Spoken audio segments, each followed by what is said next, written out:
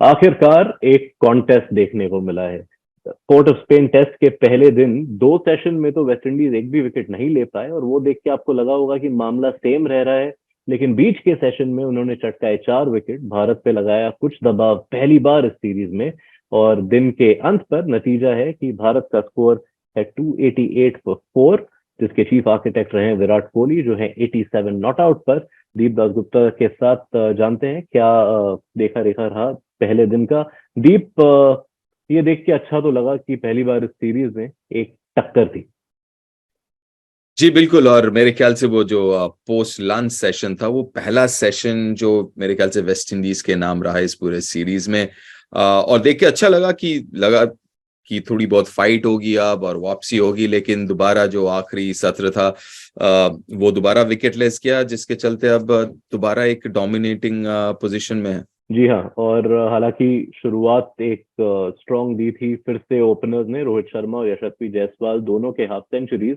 लेकिन ये जो पोजीशन जो आपने इंडिया ने बोला, जो वो वापस कंट्रोल में खत्म कर रहे हैं ये दिन, उसके लिए रिस्पॉन्सिबल है विराट कोहली। उनका 500वां अंतर्राष्ट्रीय मुकाबला और 76वां शतक अब ज्यादा दूर नहीं लग रहा। मुझे भी नहीं लग रहा है, जिस तरीके से वो बल्लेबाजी कर रहे थे और आखिरी के कुछ ओवर खास करके देख के लग रहा था कि मन बना लिया है कि 76वां इसी टेस्ट मैच में हो जाएगा। इसी टेस्ट मैच में नहीं, इस पारी में होने वाला है। जिस तरीके से उन्होंने बल्लेबाजी की इस इनिंग्स में, और खास करके जैसे मैंने कहा, ये जो आखिरी के आधा आधा पौना घंटा था, तो वो देख के लग रहा है कि मन बना लिया उन्होंने। एक काफी आप एक कॉमन कड़ी ढूंढ सकते हैं इस पारी में और डोमिनिका में जो उन्होंने पारी खेली थी, एंड इनफैक्ट इवन जो अहमदाबाद में ऑस्ट्रेलिया के खिलाफ 186 रन बनाए थे, कि ये एक बल्लेबाज है जिनको हमने सारे दर्शकों ने सालों से देखा है एज समवन जो डोमिनेट करते हैं, उनके फ्लेयर के लिए जाने जाते हैं। लेकिन अब थोड़े एक मुश्किल दौर से गुजरने के बाद एक फाइट भी दिखाने की पूरी काबिलियत दिखाई है उन्होंने, कि he will grind it out, he will grind out the tough runs, और ये भी एक तरीके से is the hallmark of a champion batter.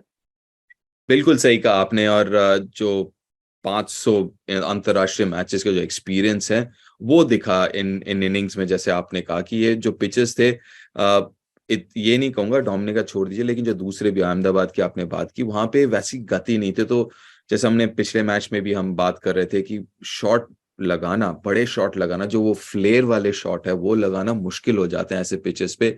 लेकिन उसके बावजूद अपने जो इंस्टिंक्ट्स हैं, उन पे काबू रखना और फिर अपने धैर्य के साथ बल्लेबाजी करना, वो उतना आसान नहीं होता। और जैसे आपने कहा कि उनका खेलने का तरीका थोड़ा सा अलग है, अग्रेसिव है, अटैकिंग है, लेकिन अपने वो जो इंस्टिंक्ट्स को है वो दबा के रखना और उस मानसिकता के साथ बल्लेबाजी करना, ये भी बहुत बड़ी बात है।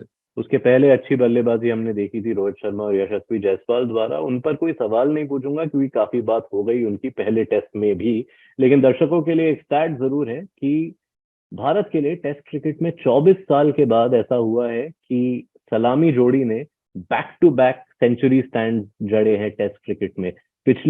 पिछला पैर जिसने ऐसा किया था सदगोपन रमेश और देवांग गांधी 1999 में। तो बधाई हो रोहित शर्मा और यशस्वी जायसवाल की इस नई जोड़ी को। लेकिन दीप, आपसे मैं सवाल पूछना चाहूंगा उन दो बल्लेबाजों के बारे में जो अब दो लगातार पारी में कैपिटलाइज नहीं कर पाए हैं। शुभमन गिल, जिनके लिए ये पहला मौका है एज इंडिया नंबर 3, और अजिंक्य रहाणे, जिनके लिए ये न्यू लीज ऑफ लाइफ बनकर आया ये सीरीज, जहां उन्होंने वापसी की एज वाइस कैप्टन। दोनों के हम्म। अभी तक कुछ रन नहीं बने, और निराशा काफी होगी दोनों के लिए।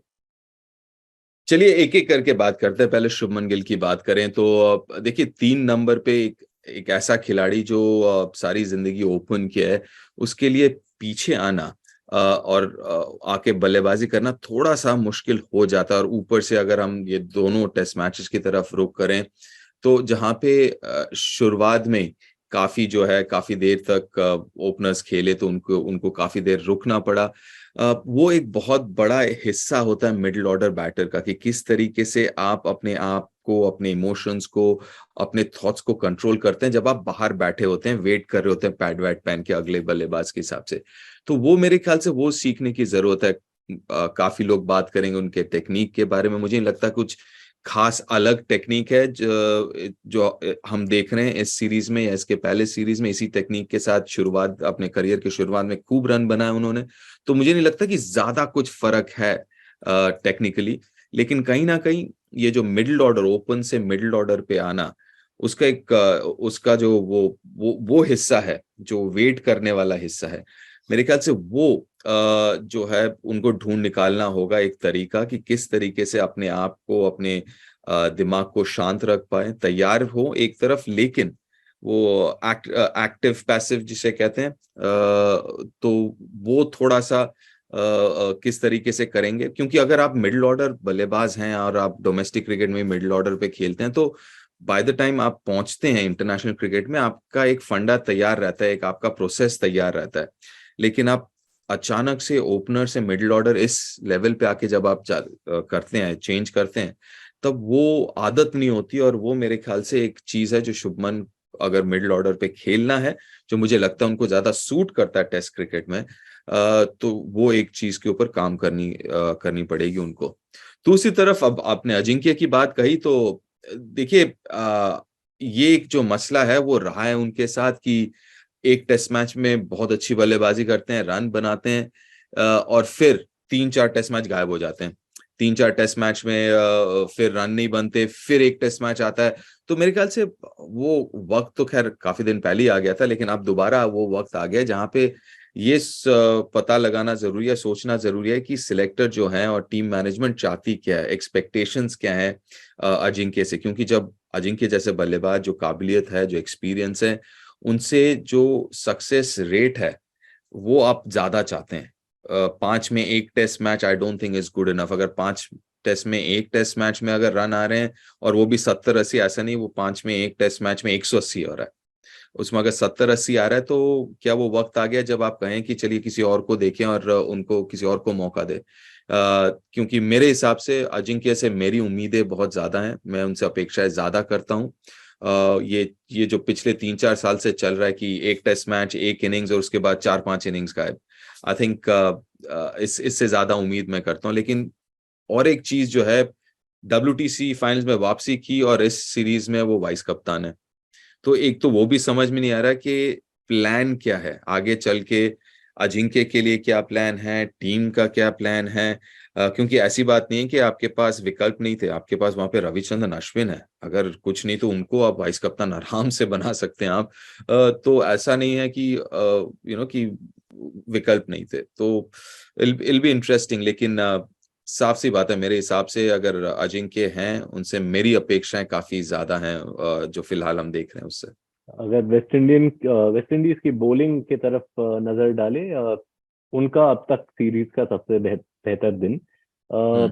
उम्मीदें तो रखी होंगी कि 4 पेसर हैं तो उनका बहुत असर रहेगा, लेकिन मैं पहले बात करना चाहूंगा उनके इकलौते स्पिनर की, एटलीस्ट फ्रंट लाइन स्पिनर की, जोमेल वॉर्किन, जिन्होंने ना रन ज्यादा बनने दिए और एक कंट्रोल भी रखा भारतीय बल्लेबाजों पर। पिछले मैच में भी रन उन्होंने नहीं दिए थे ज्यादा, लेकिन इस हम्म। मैच में उन्होंने बहुत ज्यादा चैलेंज किया। ऐसा देख के लगा कि he was always probing, and उसका नतीजा भी निकल के आया जो उन्होंने विकेट लिया रोहित शर्मा का।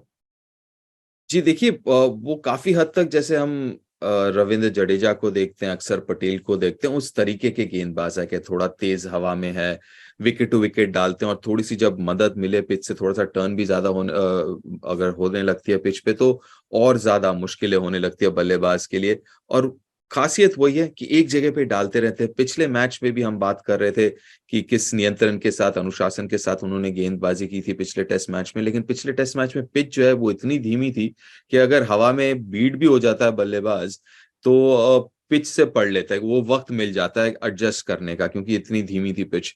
लेकिन यहाँ पे पिच थोड़ी सी बेहतर है, थोड़ा सा पेस ज्यादा है इस पिच के ऊपर, तो थोड़ा सा वक्त कम मिल रहा है बल्लेबाजों को, तभी ज्यादा परेशान भी कर रहे हैं वो।